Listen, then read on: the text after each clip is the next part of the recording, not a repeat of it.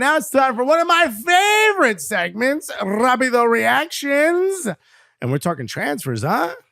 So the first one is a double move to Man City. Omar Marmoush and Kusanov, a center back from, I believe, Uzbekistan. Lens? I think he's a left back, if I'm not mistaken. I just looked it up. But he's Uzbeki. We're not on top of that. Your thoughts on this double move for Man City? Man City needs all the help they can get right now. They could definitely use, given injuries, they could use some support. Yeah, but Omar Marmoush is replacing Julian Alvarez. It's like, oh, you didn't think you needed this guy? It's maybe they thought Erling Haaland would be enough, and they didn't think they didn't need that much support. Well, Erling Haaland, I think, has scored something like 60% of all their goals, so you got to spread it around. Yes, and Marmoush, I just watched him play against FC St. Pauli because I wanted to see James Sands make his debut. And Marmoush scored in that game. So Omar Marmoush is incredible. What's Omar Marmoush? 22, 23? Let's confirm. He's got 25. 25. He's got a big future ahead of him. But no, great player, and would do. Anytime a Bundesliga club sells to the Premier League, there's a little bit of rubbing their hands together. Like, hey, I know. You know what? You could. It's revenue sharing is what I'm looking at it as. So, no, I think he's going to do great. And this shouts to Uzbeki center backs or left backs, bro. I don't. Okay. Got a couple Uzbeks in there. I used to get my haircut by an Uzbeki guy. You know what? So maybe this is his cousin. I don't have bro. enough Uzbeki friends, bro. Nah? I need to up.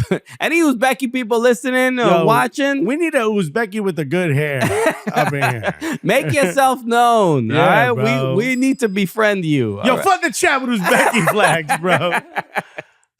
Who's up next? All right, Kyle Walker to AC Milan. Damn. This is both families. Which one's he bringing? I think this is a good move for Manchester City because once a player wants to leave, you got to let him go. But no, it's Kyle Walker though, bro. Dog. He's slower now, bro. He ain't the same Kyle Walker. He's not Kyle running anymore. Damn, Kyle needs a walker. Yo, you that old, bro? That's because you're trying to swing dang to both. I mean, look, he hasn't been flawless this season, but I think But when you want to leave, your Pep is like, I can't even put you in my team sheet, bro. But you heard him talking about Kyle Walker. He sounded pretty sad. He wasn't like happy. I'm sure it's that. But then wasn't the rumor that Kyle Walker wanted to leave last summer, but he begged him to stay? Yes. And I don't know about all that. But and Kyle Walker is, we've seen it in Champions League and a couple of Premier League matches. He's been a little bit lost. He's not marking people the way he used to be. Defenders getting by him. Yeah. Not necessarily with pace. Defenders like sort of, he's like, his mentality, his focus has not really been there. Yeah. But here's the real question: is he going to be a bad influence on Christian Pulisic? And that's why we have to wonder about that, because I don't know. You're gonna be bringing your side pieces around. Maybe he's gonna think that this is okay. This kind of behavior is okay. But Pulisic got good ideas, right? He said, "Yo, you could put your side piece in the building next door to your current girl and just build a wall." He's really excited about that part. And they won't be able to. You won't be able to go by. You won't be able to see each other, or maybe sneak over quickly. So we'll see where Kyle Walker ends up. But no, go for it. What's next? All right, Khvicha Kvaratskhelia to PSG.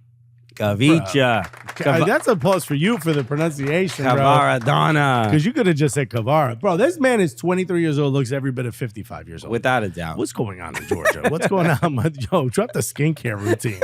Anybody but Pep. My guy needs it. Kvaratskhelia is a left winger. Mm-hmm. Hey, yo, have you seen PSG's front line? They got this kid named Bradley Barcola, who's pretty damn good. Mm-hmm. Why would you go there if you're Kvara? Now, here's the other thing I just found out about Kvara.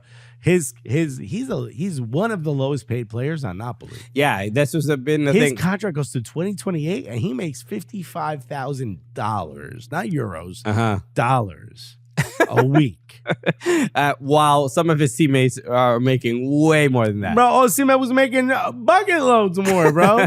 Like, if you're Kvaratskhelia, you got to think to yourself, like, damn, bro, I just need to go get some of that guap. You know what I mean? Yeah. This is the season, the Scudetto winning season was. This guy was one of the best players in the world. 21-22, big future ahead of him. Then he gets, he's been injured, and he hasn't played many matches this season. But that season alone is just like, I should be getting paid a little bit. A number that is respectful to me. Remember his agent was beefing with Osimhen's agent like 2 years ago? They were putting out nasty comments or whatever. Been trying to get this guy paid, but he signed a long-term contract. He's there until 2028. Right. So I can't blame him for maybe wanting to move, going to PSG. It's like you go to PSG to lose Champions League and make money. I know we rang the bell, but apparently the personal terms have been agreed to with PSG. You know, PSG's like, we'll pay you 100. He's like, I'll take it. You know, I didn't get to finish. All right, who's next? Agreed. Personal terms agreed. Donyell Malen to Aston Villa, bro.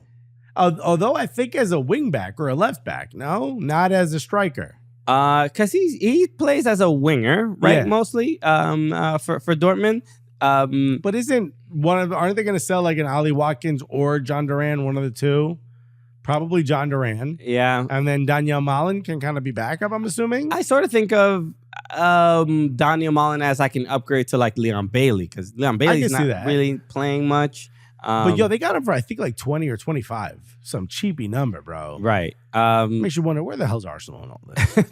But even for Dortmund, they're having a miserable season. It's just again another underwhelming. I mean, they'll probably end up in Champions League, but who knows? I think season. That's their main concern, just to get to Champions League. But it's been a real bummer watching them this year. I don't know what it is.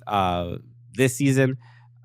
So anyway, but Donyell Malen going to Aston Villa, a great move. They could use some help. Aston Villa also knows how to find these gems, man. I really, really, really trust. And they need that injection of just a little, after they started the season well and went on a bit of a rut, and they Aston Villa seemed like a lock for Champions League earlier this season, and now I think they're just trying to get back to that. So it's a good move. Good move. I like Donyell Malen. I think he's a great player, and you would imagine that Dortmund is a little bit, I don't know, limiting, or I don't know what. Crazy. We're like 5 years away. 5 years ago that Aston Villa was relegated, and now here they are. Yeah, sure. It's crazy. All right. What else we got? Here's your last one, an MLS one. Alan Velasco goes to Boca Juniors for $10 million.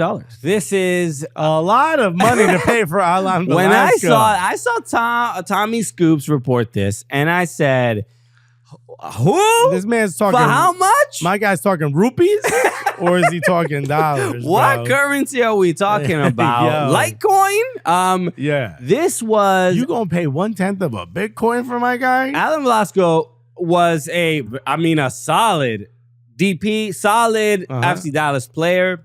Maybe if they come to you with like a $3 million, you're like, I don't know, he's a pretty good.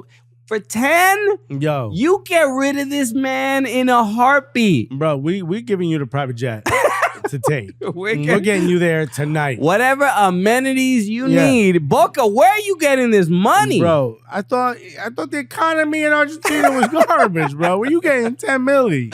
This is one of the wildest. I would have never guessed. I would have never seen this coming. I don't understand. I know he played for Independiente.